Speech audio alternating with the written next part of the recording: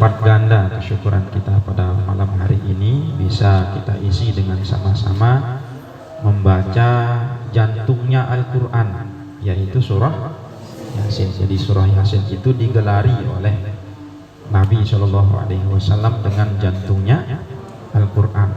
Setiap sesuatu itu memiliki jantung, dan jantungnya Al-Quran, sabda Nabi, adalah surah Yasin. Faqra'u ila mautakum, maka bacakan Yasin itu kepada orang yang sakit di antara keluarga kita, orang yang meninggal dunia di antara keluarga kita. Kemudian sholawat dan salam kita aturkan kepada baginda Rasulullah SAW dengan ucapan Allahumma sholli wa sallim wa barik ala sayyidina Muhammad wa ala ali sayyidina Muhammad. Ya, adik-adik semua yang saya banggakan, jadi sebagaimana yang tadi saya sampaikan, insya Allah agenda kita setelah ini itu adalah kita nanti setelah sholat isya kita isi dengan sholat tasbih. Anjuran daripada Imam Al-Ghazali ada sholat namanya sholatul khair. Ini disebutkan di dalam kitab Ihya Ulumuddin. Ada sholat namanya sholatul khair. Sholat ini biasa disebut dengan sholat nisfu Sya'ban. Tetapi versi aslinya Imam Al-Ghazali itu sulit. Apa sebabnya? Sholatul khair atau sholat nisfu Sya'ban itu dilaksanakan 100 rakaat. Nah, ini kan sulit ya. Nah, sulit. Atau kata beliau bisa dipersingkat, diubah menjadi 10 rakaat. Tapi di setiap rakaatnya setelah membaca surah Al-Fatihah dibaca Al-Ikhlas 100 kali. Nah, sulit juga kan? Nah, yang syafaah saja kan, barong-barongan kita, tahu namanya barong-barongan, bebecat-becatan kita. Ini apalagi dalam kondisi berdiri ketika sholat. Orang yang duduk saja itu sudah cepat cara kita baca supaya cepat selesai. Apalagi dalam kondisi berdiri. 10 rakaat berarti 10.000. Rakaat pertama 50, rakaat kedua 50. Jadi 100 dalam 2 kali rakaat. Nah, itu yang biasa yang disebutkan oleh Imam Al-Ghazali. Tetapi mungkin itu tidak mampu kita lakukan, paling tidak kita isi dengan sholat tasbih. Kaifiyat sholat tasbih itu sebagaimana yang dulu pernah kita praktikkan. Lapas niatnya apa? Usolli sunnatat tasbih raka'ataini ma'muman lillahi ta'ala. Kita kerjakan 2 rakaat, berarti 4 rakaat. Di setiap rakaat itu nanti kita membaca sholawat, ya, tasbih sebanyak 150 kali. Panjang memang, ya. Jadi nanti imam takbir Allahu Akbar, kemudian baca Fatihah, kemudian membaca surah, ya. Nah, kemudian setelah itu membaca tasbih. Jadi setelah baca Fatihah, kemudian membaca surah, dilanjutkan dengan tasbih. Subhanallah. Tasbihnya duluan ya. Allahu Akbar, baru baca subhanallah walhamdulillah wala ilaha illallah wallahu akbar. Baru bismillahirrahmanirrahim. Itu dibaca 15 kali tasbihnya. Baru baca Fatihah dan surah. Setelah itu ruku. Ketika ruku kita baca subhana rabbiyal azimi wa bihamdihi, subhana rabbiyal azimi wa bihamdihi, subhana rabbiyal azimi wa bihamdihi. Selesai itu baca tasbih lagi berapa kali? 10. 15-nya hanya sebelum Fatihah. Subhanallah walhamdulillah wala ilaha illallah wallahu akbar. Sami'allahu liman hamidah rabbana lakal hamdu. Subhanallah walhamdulillah 10 kali. Kemudian sujud subhana rabbiyal a'la wa bihamdihi 3 kali. Setelah itu tasbih lagi 10 kali. Subhanallah walhamdulillah wala ilaha illallah wallahu akbar. Duduk di antara 2 sujud, ya. Rabbi firli warhamni wajburni warfa'ni warzuqni wahdini wa'afini wa'fu anni. Tasbih lagi berapa kali?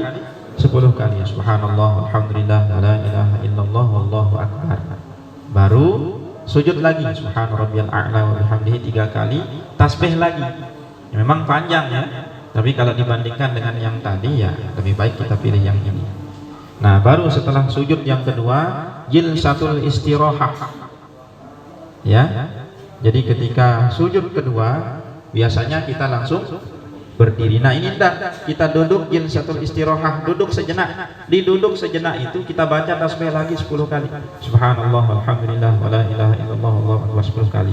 Baru bangkit. Ya, setelah bangkit, baca tasbih 15 kali. Baru setelah itu ayat, kemudian lanjut sebagaimana yang tadi. Ya, intinya nanti kalian sekedar mengikuti imam. Nabi berpesan, saking besarnya pahala yang namanya sholat tasbih ini, jangan sampai kita tidak melaksanakannya. Lakukan itu setiap hari, kata Nabi. Kalau tidak bisa sekali dalam seminggu, kalau tidak bisa sekali dalam sebulan, kalau tidak bisa sekali dalam setahun, kalau tidak bisa sekali dalam seumur hidup. Saking besar pahalanya. Oleh karena itu, ya kita harapkan nanti kalian ikuti dengan baik. Bagaimana cara imam, ya ikuti. Itu sekelumit tentang kaifiyat daripada pelaksanaan sholat tasbih yang nanti insya Allah ba'da isya kita akan sama-sama tunaikan. Nah, kemudian yang berikutnya saya ingin menyampaikan kepada kalian semua tentang sedikit ya penjelasan para ulama tentang apa sih sebab daripada bulan Sya'ban itu disebut sebagai bulan yang mulia. Jadi dulu Nabi SAW ketika masih hayat beliau, di antara rutinitas beliau adalah melaksanakan puasa Senin Kamis. Sampai ada salah seorang sahabat bertanya, wahai Rasulullah, kenapa engkau tunaikan puasa Senin Kamis? Beliau mengatakan, kalau hari Senin adalah yaumun wulidtu fihi. Hari Senin adalah hari di mana saya dilahirkan. Jadi cara beliau bersyukur atas dilahirkannya beliau adalah dengan cara berpuasa. Adapun hari Kamis adalah hari di mana yurfa'u amalu bani Adam, diangkat seluruh amalan daripada manusia. Wa ana uhibbu an urfa'a amali wa ana shaimun, dan saya sangat senang dan berharap amalan saya itu akan diangkat ke hadapan Allah Subhanahu wa taala dalam kondisi saya sedang berpuasa. Kemudian sahabat itu bertanya waktu itu di bulan Sya'ban. Apa pertanyaannya? Terus kenapa wahai Rasulullah di bulan Sya'ban ini kok tumben engkau ini puasa banyak sekali, sering sekali. Tidak seperti di bulan-bulan yang lain. Di Sya'ban ini hampir-hampir menyamai bulan Ramadan cara engkau berpuasa. Apa sabda Nabi menjawab pertanyaan sahabat tadi? Di bulan Sya'ban adalah waktu di mana amalan manusia dan takdir manusia selama 1 tahun itu diangkat ke hadapan Allah Subhanahu wa taala, kemudian mengalami revisi. Tahu namanya revisi? Diperbaiki, dirombak. Ya, makanya di antara doa nisfu Sya'ban yang tadi saya bacakan itu, di antaranya, ya Allah, sekiranya dulu takdir yang engkau takdirkan kepada kami di Lauhil Mahfuz, kami termasuk ahli neraka, orang yang miskin, orang yang sedikit amalannya, maka dengan kemuliaan bulan Sya'ban ini kami mohon ya Allah, ubah itu semua, jadikan kami menjadi orang yang ahli surga, jadikan kami menjadi orang yang amalannya banyak, jadikan kami menjadi orang yang kaya. Itu artinya kenapa kita dianjurkan membaca doa tersebut? Karena memang Lailatul Nisfi Sya'ban, yaitu malam 15 nisfu Sya'ban istilahnya, itu adalah malam di mana amalan kita, takdir kita dalam 1 tahun itu diubah oleh Allah Subhanahu wa taala. Adapun takdir keseluruhannya, sebagaimana yang kita tahu itu diubah di Lailatul Qadar. Jadi kalau yang semua amalan kita dari awal sampai akhir, takdir kita dari awal kita hidup sampai meninggal dunia nantinya secara keseluruhan itu nanti diubah, dirombak, direvisi kembali di Lailatul Qadar. Adapun untuk yang tahun ini maka di bulan Sya'ban, khususnya pada Lailatul Nisfi Minasy Sya'ban. Itu riwayat pertama, riwayat Imam Ibnu Hibban. Kemudian yang kedua, dulu Nabi kan punya banyak istri ya, punya banyak istri. Ada 11 istri beliau. Cuma di antara yang 11 itu ada 3 yang belum pernah bareng dengan Nabi SAW. Sehingga kalau kita lihat Aqidatul Awam itu ada 9 nama daripada istri-istrinya baginda Rasul Shallallahu Alaihi Wasallam. Di antara 9 istri ini giliran Nabi satu malam tidur tinggal nginap di A misalnya, malam yang berikutnya di B. Waktu itu di bulan Sya'ban, dan malam itu giliran Nabi menginap tinggal di rumahnya Sayyidah Aisyah. Ketika tengah malam kurang lebih jam 11, Sayyidah Aisyah bangun, kemudian diraba sebelah kiri kanannya, kok tidak ada Nabi. Kemana Rasulullah? Akhirnya dia khawatir, kemudian bangun. Setelah bangun ternyata Rasulullah keluar. Nah, jangan-jangan Rasulullah mau pergi ke istrinya yang lain, meninggalkan saya. Akhirnya dibuntuti dari belakang, ya, diturut Nabi. Kemana Nabi pergi? Diikuti. Itu kejadiannya malam tersebut. Ternyata setelah dibuntuti, diikuti, Nabi Shallallahu Alaihi Wasallam tengah malam pergi menuju ke satu tempat pemakaman namanya Baqi'il Gharqad. Apa namanya? Nah, makam Baqi'. Makam Baqi' itu adalah makam di mana para syuhada di perang Badar, kemudian di perang Uhud, rata-rata para sahabat itu dimakamkan di situ. Makam Baqi'. Ternyata Nabi berziarah makam malam-malam ke makam Baqi'il Gharqad, ke situ. Kemudian beliau dalam riwayat tersebut mengangkat pandangannya kemudian berdoa. Selesai itu baru Nabi Shallallahu Alaihi Wasallam kembali. Ketika kembali ketemu dengan Aisyah. Mau kemana? Kata Nabi, saya ikuti engkau wahai Rasulullah. Apakah kamu khawatir atau apa? Enggak wahai Rasulullah, saya khawatir engkau akan pergi ke rumah istrimu yang lain, makanya saya ikuti. Malam ini kan jadwal engkau tinggal bersama saya. Nah, ini resikonya orang bermadu ya, jadi diikuti kemana-mana. Kalian yang ada cita-citanya nanti ini yang kelas 6 ini ya, yang kelas 5, hati-hati, harus siap-siap di mata-matai. Itu kejadiannya baginda Rasul Shallallahu Alaihi Wasallam. Rasulullah mengatakan, saya tidak akan ke rumah istri saya yang lain. Cuman saya ingin hidupkan malam ini, karena malam ini yattali'ullahu ila jami'i khalqihi fayaghfiru li jami'ihi. Pada malam ini, malam nisfu Sya'ban, Allah Subhanahu wa taala memperhatikan kita semua, diperhatikan satu persatu, diabsen satu persatu. Setelah diperhatikan, kemudian diampuni semuanya. Illal musyrika wal musyaqina. Sabda Nabi, 2 orang yang tidak dapat ampunan. 2 orang yang tidak dapat ampunan di malam Lailatul Nisfi Sya'ban. Di saat semua orang dapat ampunan, 2 orang yang tidak. 2 macam orang ini tidak mendapatkan ampunan disebabkan karena perbuatannya. Apa 2 orang ini? Orang yang seperti apa? Yang pertama adalah musyrik. Orangnya namanya musyrik, perbuatannya namanya syirik.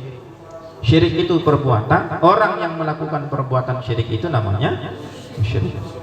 Jadi apa disembah misalnya, ya, dia cari dulun bunut, kemudian digantung-gantung, mudahan saya dapat rezeki katanya, ya, atau yang lain-lain perbuatan syirik. Dia bawa keris, mudah-mudahan dengan keris ini katanya saya mendapatkan kekuatan panjang umur. Nah, itu perbuatan syirik. Maka bagi orang yang melakukan perbuatan syirik, pelakunya namanya musyrik, itu tidak akan dapat ampunan oleh Allah Subhanahu wa taala. Padahal semua orang dapat tuh rata.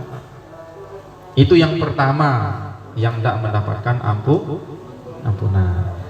Yang kedua adalah musyahin. Apa musyahin itu? Yaitu orang yang memusuhi saudaranya, orang yang saling demenan kajeba batu. Dia tidak saling sapa, dia tidak saling menghiraukan, dia tidak saling menegur. Bagi orang yang musyahir ini tidak akan mendapatkan ampunan di malam nisfu Sya'ban. Orang semuanya dapat, dia tidak, gara-gara tidak tegur sapa.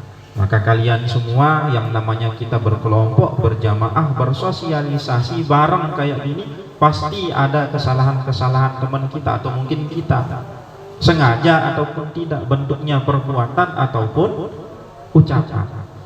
Ya, maka saya harapkan di momen ini supaya kesalahan kalian itu diazamkan, diniatkan agar tidak terjadi untuk yang kedua kalinya.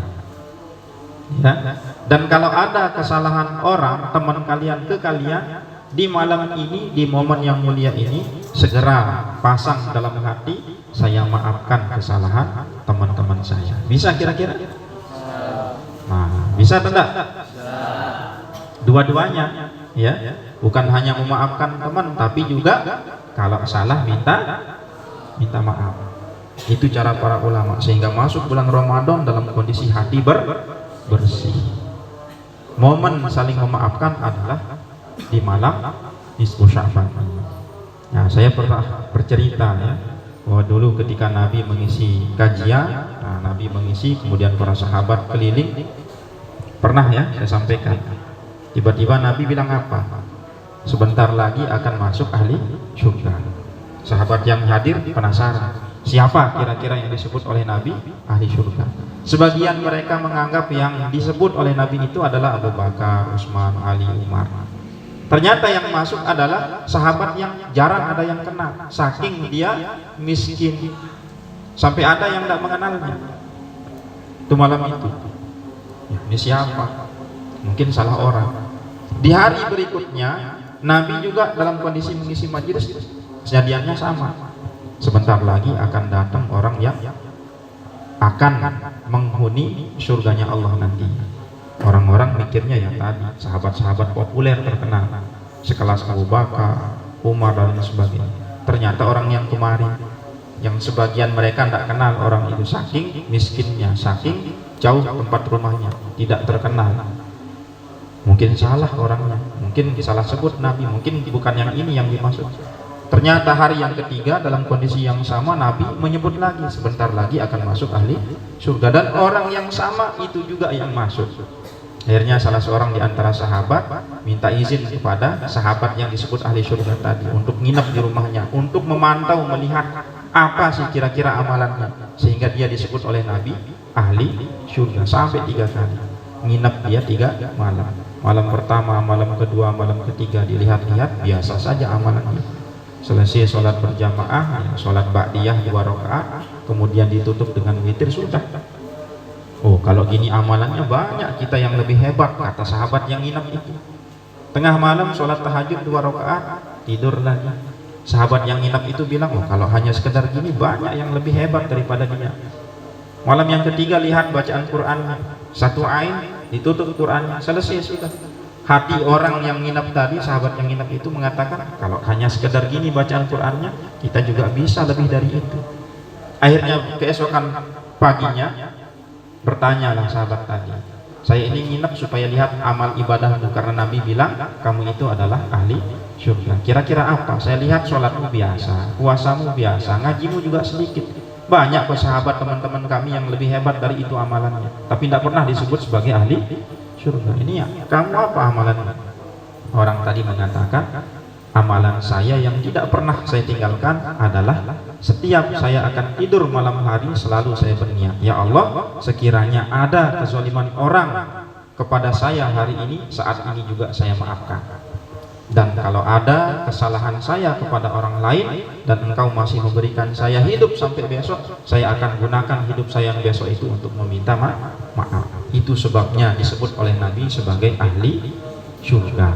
Nah, maka momen ini ya silahkan, jangan ada yang saling berkelahi, ya. Kalau ada sikut-sikutan, ya silahkan malam ini diselesaikan dengan cara yang baik. Karena kita ini kalau berjamaah berkelompok kayak gini ada saja tutur kata, cara dan lain sebagainya. Maka malam ini tuntaskan itu, saling memaafkan.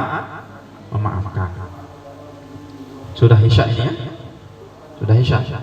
Baik, kemudian yang terakhir, kejadian-kejadian di bulan Sya'ban saya ringkas menjadi 2 saja.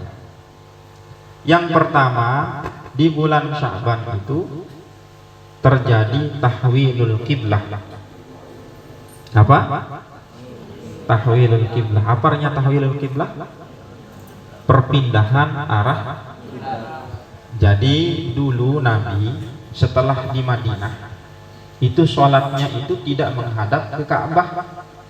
Ka'bah di sana utara, Palestina, Baitul Maqdis di selatan. Nabi itu sholatnya hadap sana selama 16 bulan, setahun lebih 4 bulan. Ada yang mengatakan 17 bulan lebih 3 hari Nabi menghadap ke Palestina. Jadi tidak hadap kiblat yang sekarang Makkah.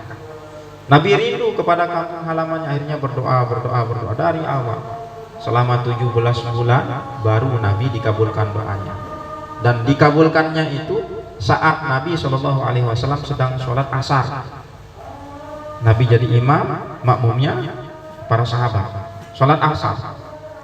2 rakaat Nabi menghadap ke Palestina. Setelah dapat 2 rakaat, turun malaikat Jibril membawa ayat yang mengatakan, ya, fawallu wujuhakum syatrahu li'alla yakuna 'alan nasi hujjah. Palingkan arah sholatmu menghadap ke Baitullah, supaya tidak ada alasan orang menganggapmu hanya ikut-ikutan di dalam beragama. Akhirnya benar, di rakaat ketiga keempat Nabi mengubah arah sholatnya. Yang awalnya hadap sana, Nabi jadi imam, makmumnya di belakang. Turun malaikat Jibril bawa ayat tadi, langsung balik Nabi. Nah, akhirnya sahabat yang paling belakang menjadi jamaah yang paling depan. Sholat asarnya 2 kiblat, 2 rakaat hadap selatan, 2 rakaat hadap utara, 2 rakaat hadap Palestina, Baitul Maqdis, 2 rakaat menghadap ke Baitullah, Mekah. Itu terjadi di bulan Sya'ban, sehingga Nabi itu diberikan gelar apa? Ya imaman qiblatain, wahai imamnya 2 kiblat. Karena Nabi itu sholatnya itu 2 dulu. Pertama menghadap ke Baitul Maqdis, Palestina, yang kedua adalah ke Ka'bah. Kemudian peristiwa yang kedua adalah kita dianjurkan bersolawat, karena ayat yang kalian jadikan doa sebelum azan apa bunyinya? Innallaha wa malaikatahu yusalluna 'alan nabi ya ayyuhalladzina amanu sallu 'alaihi wa sallimu taslima. Itu turun di bulan Sya'ban. Wahai orang-orang yang beriman, sesungguhnya Allah, malaikat itu telah bersolawat kepada Nabi Muhammad, maka bersolawatlah kalian dan bersalamlah kalian kepadanya. Itu perintah untuk kita solawat dan salam kepada Nabi Muhammad. Itu turunnya juga di bulan Sya'ban, sehingga kita dianjurkan ya banyak-banyak bersolawat. Yang terakhir 3 poin jadinya. Ayat yang mengatakan ya ayyuhalladzina amanu kutiba alaikumus shiyam kama kutiba 'alal ladzina min qablikum la'allakum tattaqun ayyaman ma'dudat, sampai dengan akhir ayat daripada Quran surah Al-Baqarah ayat berapa? 183. Itu juga turunnya di bulan Sya'ban. Jadi sehingga Nabi SAW di bulan Sya'ban itu turun ayat ini. Bulan Ramadannya umat muslim itu mulai mengadakan puasa di bulan Ramadan.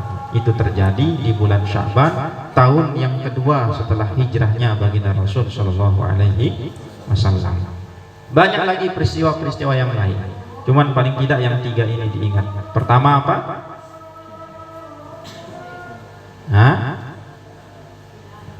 Perubahan arah kiblat. Yang kedua, perintah untuk bersolawat. Yang ketiga, perintah untuk melaksanakan puasa di bulan Ramadan. Itu 3-tiganya peristiwa di antara peristiwa yang terjadi di bulan Sya'ban. Maka isi bulan Sya'ban ini dengan kebaikan-kebaikan supaya kita mendapatkan keberkahan. Naktafi bihadzal qadar, subhanakallahumma wa bihamdika, asyhadu an la ilaha illa anta, astaghfiruka wa atubu ilaik. Silakan yang merasa batal wudunya, wudu ya. Nanti selesai sholat Isya kita lanjutkan dengan sholat tasbih.